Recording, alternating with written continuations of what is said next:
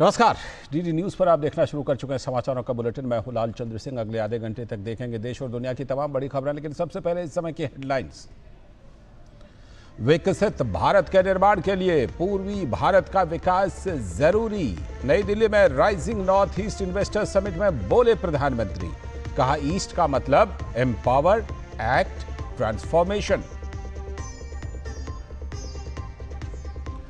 पाकिस्तान की गोली का बीएसएफ ने गोली से दिया जवाब। बीएसएफ अलंकरण समारोह में गृह मंत्री अमित शाह ने किया जवानों के शौर्य को नमन। कहा ऑपरेशन सिंदूर से फिर सामने आई पाकिस्तान की असलियत। राहुल गांधी ऐसे सवाल ना उठाएं जो सुरक्षा के लिए खतरा हों। भाजपा ने ऑपरेशन सिंदूर पर नेता प्रतिपक्ष के बयान को लेकर किया यह हमला। कहा राहुल गांधी तय करें कि वो नेता प्रतिपक्ष हैं या निशाने पाकिस्तान। वैश्विक मंच पर बेनकाब हो रहा है पाकिस्तान का आतंक परस्त चेहरा। रूस, जापान और यूएई के दौरे पर सर्वदलीय प्रतिनिधिमंडल। आतंकवाद के खिलाफ लड़ाई में सभी देश भारत के साथ। और नक्सलवाद के खिलाफ जारी है अभियान। छत्तीसगढ़ में सुकमा जिले में 4 नक्सली ढेर।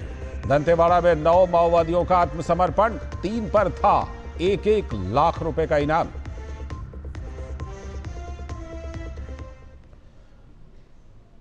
हेडलाइंस के बाद अब खबरें विस्तार से। प्रधानमंत्री नरेंद्र मोदी ने नई दिल्ली में rising north east investors summit का शुभारंभ किया।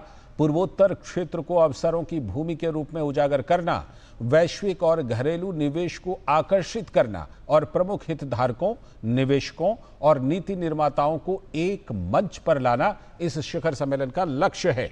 इस मौके पर प्रधानमंत्री नरेंद्र मोदी ने कहा कि विकसित भारत के निर्माण के लिए पूर्वी भारत का विकसित होना बहुत जरूरी है। उन्होंने नॉर्थ ईस्ट को पूर्वी भारत का सबसे अहम अंग बताया। उन्होंने कहा कि हमारे लिए ईस्ट का मतलब सिर्फ एक दिशा नहीं है। ईस्ट का मतलब है एम्पावर, एक्ट, स्ट्रेंथ और ट्रांसफॉर्म। पीएम ने कहा कि राइजिंग नॉर्थ ईस्ट सिर्फ इन्वेस्टर्स समिट नहीं है, बल्कि ये एक अभियान है। राइजिंग नॉर्थ ईस्ट सिर्फ इन्वेस्टर समिट नहीं है, यह एक मूवमेंट है, एक कॉल टू एक्शन है। भारत का भविष्य नॉर्थ ईस्ट के उज्जवल भविष्य ही नई ऊंचाई पर पहुंचेगा। मुझे आप सभी बिजनेस लीडर्स पर पूरा भरोसा है।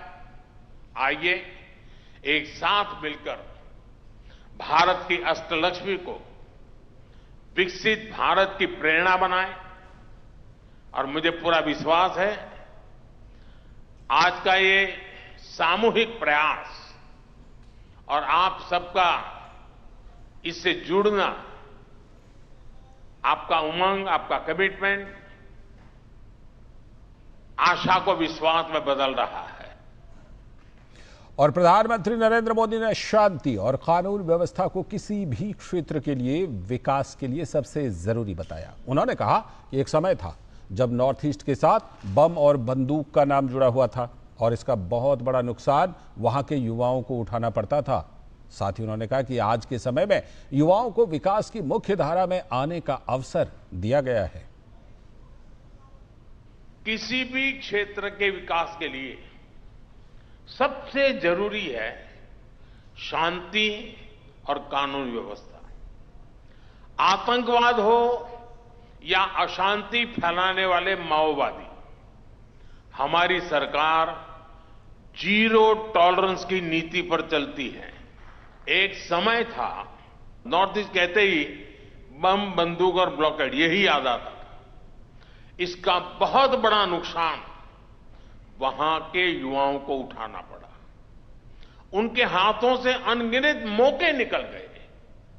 हमारा फोकस नॉर्थ ईस्ट के युवाओं के भविष्य पर है। इसलिए हमने एक के बाद एक शांति समझौते किए। युवाओं को विकास की मुख्य धारा में आने का अवसर दिया। पिछले 10-11 साल में 10,000 से ज्यादा युवाओं ने हथियार छोड़कर शांति का रास्ता चुना है।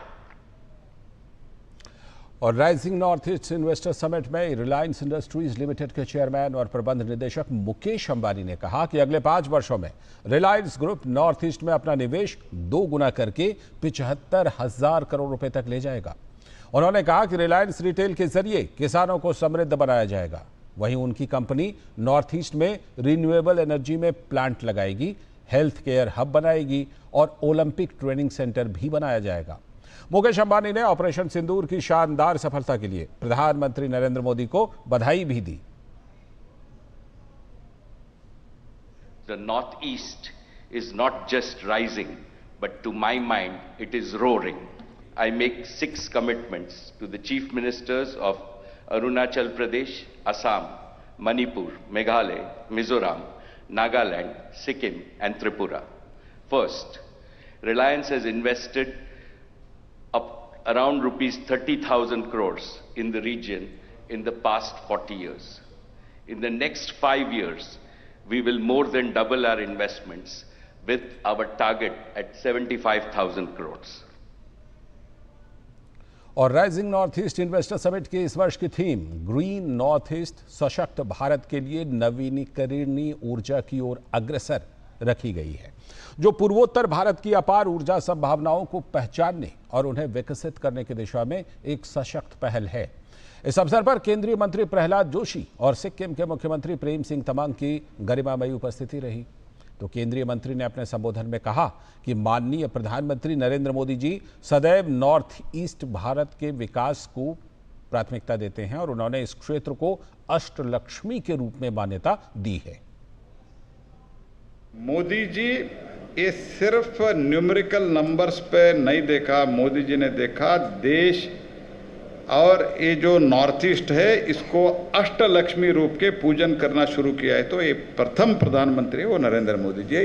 This organizing the investor meet and calling the people, having the panel discussion and bringing the industrial leaders of the country and the world, that itself shows that कुछ बदलाव हो रहा है। और वो बदलाव के एक तो सरकार मोदी जी के नेतृत्व में हर एक राज्य में इंक्लूडिंग नॉर्थ ईस्ट को एक स्पेशल ट्रीटमेंट देके इसको आगे बढ़ाना है निर्णय किया है।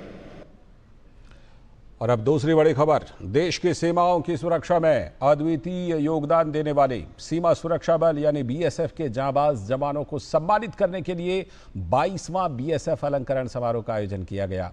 इस कार्यक्रम में केंद्रीय गृह मंत्री अमित शाह ने जवानों को सम्मानित किया।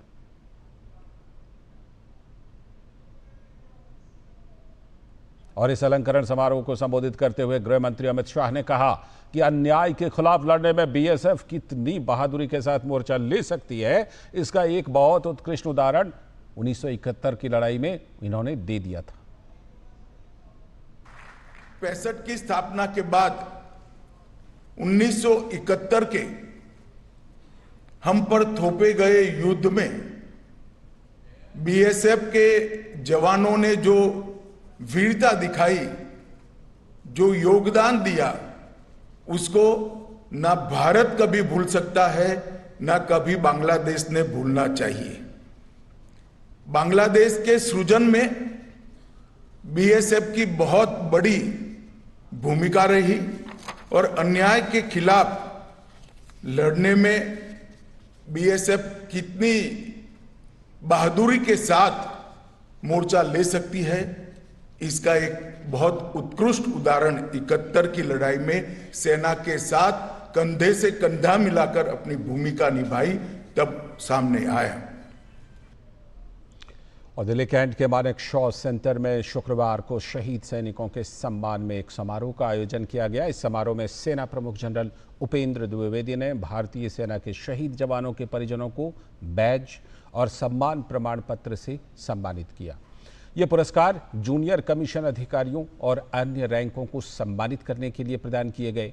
देश के लिए बलिदान देने वालों में शहीद कर्नल मनप्रीत सिंह, मेजर आशीष ढोंचक, कैप्टन दीपक सिंह, हवलदार रोहित कुमार, नायक दिलवर खान, राइफलमैन रवि कुमार, सिपाही प्रदीप सिंह, डीएसपी हिमायू मुजम्मिल भट्ट और OEM GDE 1 विजयन कुट्टी शामिल हैं।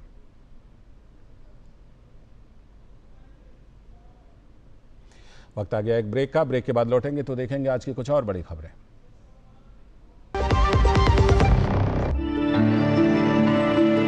Nothing else refreshes me more than a good cup of Assam tea. It's a magical beverage. 200 glorious years of Assam tea. The saga will continue for many more centuries to come.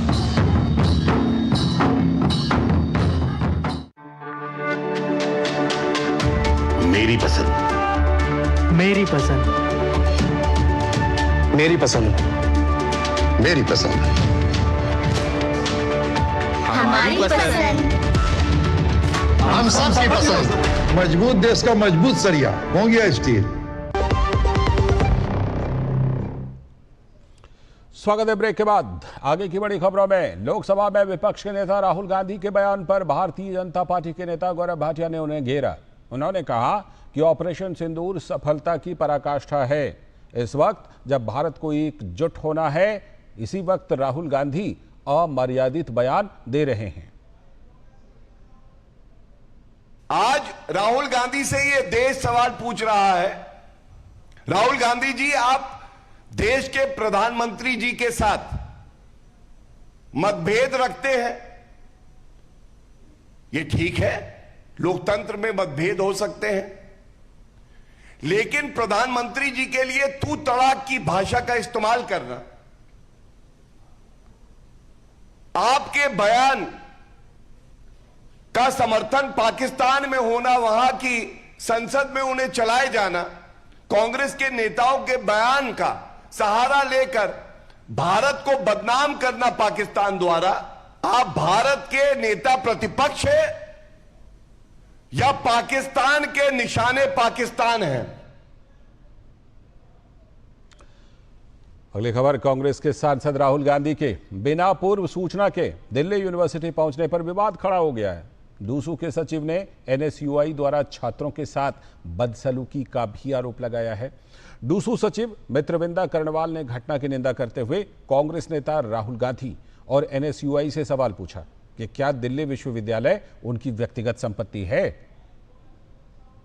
मेरा सवाल है राहुल गांधी से, मेरा सवाल है NSUI से, उनके गुंडों के एंटोराज से, कि क्या ये उनके व्यक्तिगत संपत्ति है दिल्ली विश्वविद्यालय? क्या यहाँ पर फीमेल रिप्रेजेंटेटिव को उनके मन में कोई कदर नहीं है, कोई वैल्यू नहीं है? आज उन्होंने जिस प्रकार से स्टूडेंट्स की वैल्यू ही नहीं, छात्र संघ की रिस्पेक्ट को खंडित किया है, उसका जवाब भी उन्हें देना पड़ेगा, उसके कॉन्सिक्वेंसेज भी उन्हें फेस करने पड़ेंगे। और राहुल गांधी जी को मैं बता देना चाहती हूँ, रौनक खत्री को मैं बता देना चाहती हूँ कि अगर आर्म्ड फोर्सेज या स्टूडेंट्स के प्रति कोई सवाल उठाए गए, उसका जवाब देने, स्टूडेंट्स की ढाल बनने एबीवीपी लेड डूसू और अखिल भारतीय विद्यार्थी परिषद सबसे सामने खड़ा रहेगा। अगली खबर, भारतीय जनता पार्टी के प्रवक्ता गोपाल कृष्ण अग्रवाल ने कहा कि टैरिफ युद्ध और भू राजनीतिक संघर्ष जैसी वैश्विक चुनौतियों के बावजूद भारतीय अर्थव्यवस्था मजबूती से आगे बढ़ रही है। भारत जो वर्तमान समय की सबसे महत्वपूर्ण अर्थव्यवस्था बनी हुई है, बहुत महत्वपूर्ण बात है कि ग्लोबल लेवल पे, वैश्विक स्तर पे भारत विश्व की सबसे महत्वपूर्ण अर्थव्यवस्था कंटिन्यूअसली बनी हुई है। और वह उस समय जब जियोपॉलिटिक्स और टैरिफ वॉर से अप्रभावित होते हुए यह अर्थव्यवस्था आगे बढ़ रही है। महत्वपूर्ण बात यह है कि ग्लोबल चैलेंजेस हमारे सामने हैं, ग्लोबल टैरिफ वॉर हो या जियोपॉलिटिक्स कॉन्फ्लिक्ट्स हो, उन सब के बावजूद आज उनसे बिना प्रभावित हुए भारत की अर्थव्यवस्था तेजी से आगे बढ़ रही है। अगली खबर, वैश्विक मंच पर पाकिस्तान का आतंकी चेहरा बेनकाब करने के लिए 7 सर्वदलीय प्रतिनिधिमंडल का गठन किया गया है। तो जेडीयू के सांसद संजय झा के नेतृत्व में सर्वदलीय संसदीय प्रतिनिधिमंडल जापान के दौरे पर है। जेडीयू सांसद संजय कुमार झा ने प्रेस को संबोधित करते हुए कहा कि आतंकवाद के खिलाफ लड़ाई केवल भारत के लिए नहीं है, बल्कि पूरी दुनिया के लिए है। The entire delegation has come on one issue to convey our message to the world that the fight against terrorism is not only for India, it's for the entire world. It is my pleasure and privilege to lead an all-party parliamentary delegation to Japan. I wish to affirm that Japan is a special and a strategic partner of India, and both countries are bound by similar values such as democracy and press freedom. All of them have condemned the terrorist incident that took place in April in Jammu and Kashmir and have expressed solidarity with India. India is extremely grateful to Japan for this. और वहीं DMK की सांसद कनिमोझी के नेतृत्व में सर्वदलीय प्रतिनिधिमंडल रूस के दौरे पर है। इस दौरान प्रतिनिधिमंडल ने विदेशी मामलों पर रूस की फेडरेशन काउंसिल कमेटी के प्रथम उपाध्यक्ष आंद्रेई डेनिसोव के साथ बैठक की। इस बैठक में रूस में भारत के राजदूत विनय कुमार और अधिकारी भी सर्वदलीय प्रतिनिधिमंडल के साथ मौजूद हैं। और साथ ही शिवसेना सांसद श्रीकांत शिंदे के नेतृत्व में सर्वदलीय प्रतिनिधिमंडल यूएई के दौरे पर है। इस दौरान प्रतिनिधिमंडल ने अनवर गर्गश डिप्लोमेटिक अकादमी के महानिदेशक निकोले ई म्लादेनोव से मुलाकात की। और शिवसेना सांसद श्रीकांत शिंदे के नेतृत्व में यूएई के दौरे पर गए सर्वदलीय प्रतिनिधिमंडल ने यहां के बीएपीएस हिंदू मंदिर का दौरा किया और प्रार्थना की।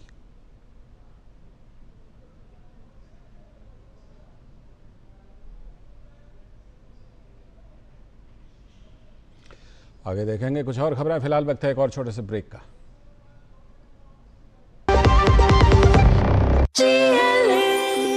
जो लक्ष्य चुना था समझ आने लगा है। जीएलए यूनिवर्सिटी, उच्च लक्ष्य की निश्चित प्राप्ति।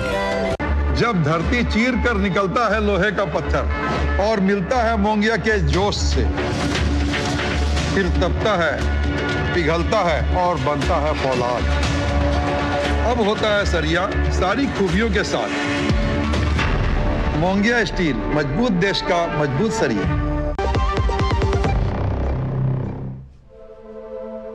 सिंदूर नहीं मिटने देंगे, तिरंगा नहीं झुकने देंगे। अब जुल्म नहीं हमको सहना, मेरे देश का यारो क्या कहना।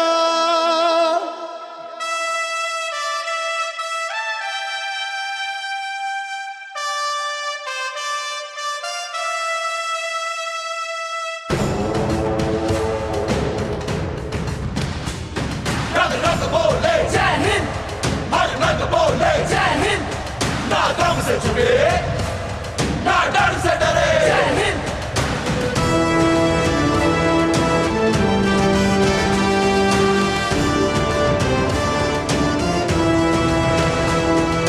पहलगाम की राख में हमने देखी थी वो आग, हर आंसू ने संकल्प लिया, हर दिल में गूंजी पुकार। सिंदूर नहीं मिटने देंगे, सिंदूर नहीं मिटने देंगे, तिरंगा नहीं झुकने देंगे, तिरंगा नहीं झुकने देंगे। अब जुल्म नहीं हमको सहना, मेरे देश का यारो, मेरे देश का यारो क्या कहना। ओ मेरे देश का यारो क्या कहना। बहनों ने फिर पहना गहना, मेरे देश का यारो क्या कहना।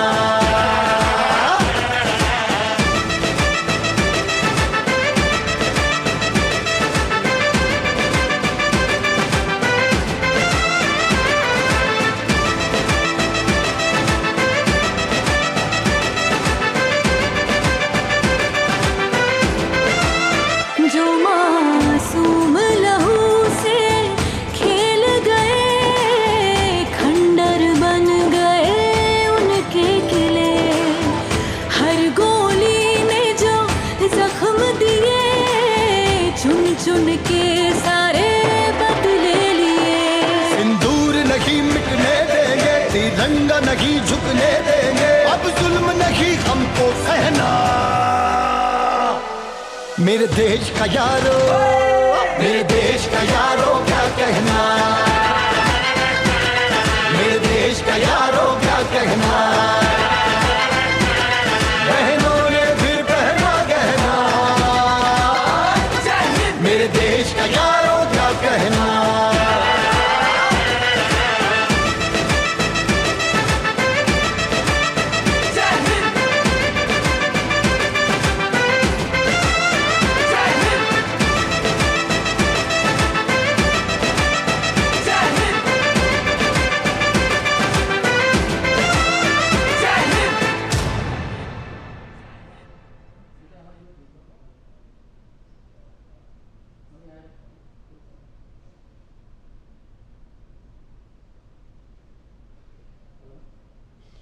स्वागत है।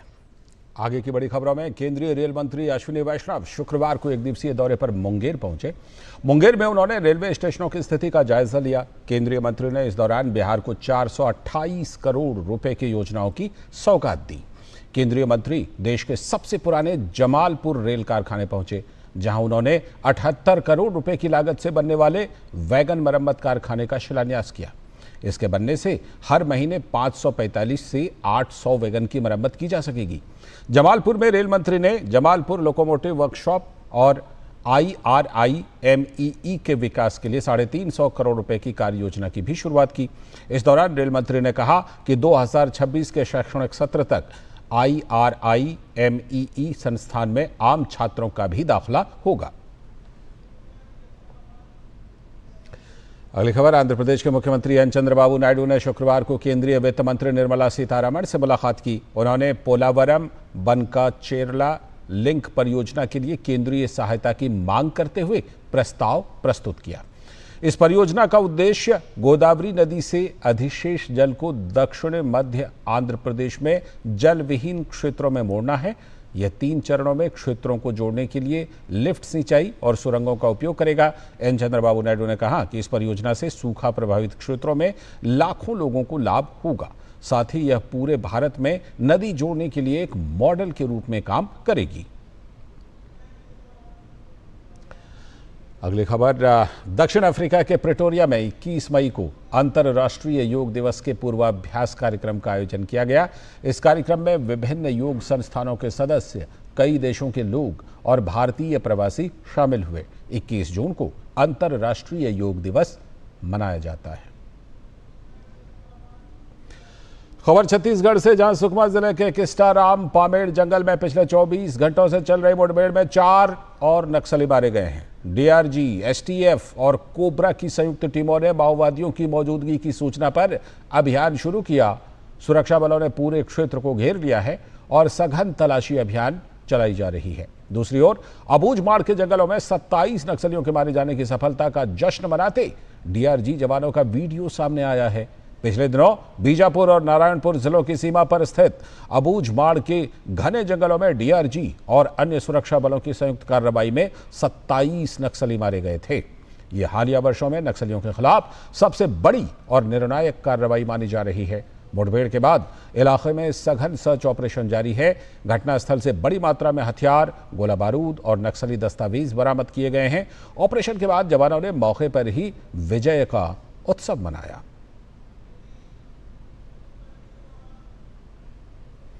इसके साथ इस बुलेटिन में फिलहाल इतना ही। हमें दीजिए अनुमति। नमस्कार।